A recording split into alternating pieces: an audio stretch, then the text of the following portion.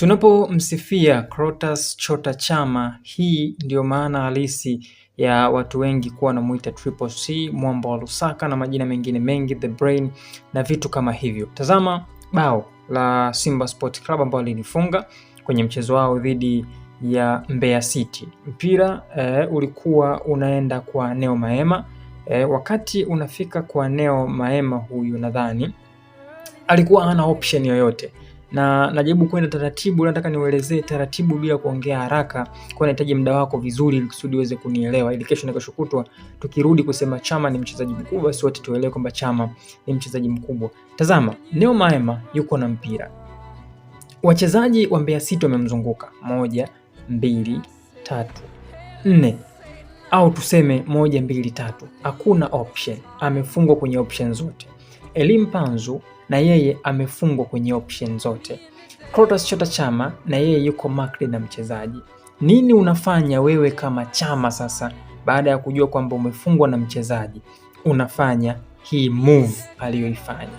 Hii move aliyoifanya ndio unatakiwa uifanye, mchezaji ambaye unaelewa nini maana ya kuwa creator, nini maana ya kuwa mbunifu kwenye timu. Kitendo cha yeye kusogea Clatous Chota Chama, maana yake yule ambaye alikuwa yupo kwenye hii zone na kimark na yeye ilimlazimu asogee. Sio, tunaelewana?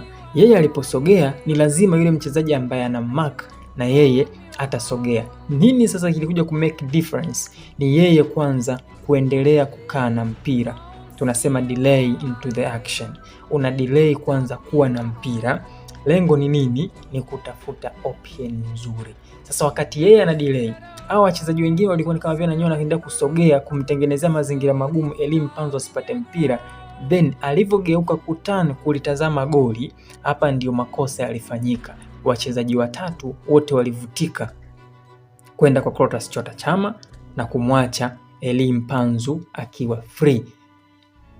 So ili goli licha kwamba lilikuwa ni goli kali, baadaye Mpanzu akataka mchekechekeche kipa, lakini moja kati ya kitu ambacho kilifanyika kizuri bora sana kwangu ilikuwa ni namna ambavyo Clatous Chota Chama aliji isolate kwenye pressure, alafu akamtengenezea goli zuri Elie Mpanzu.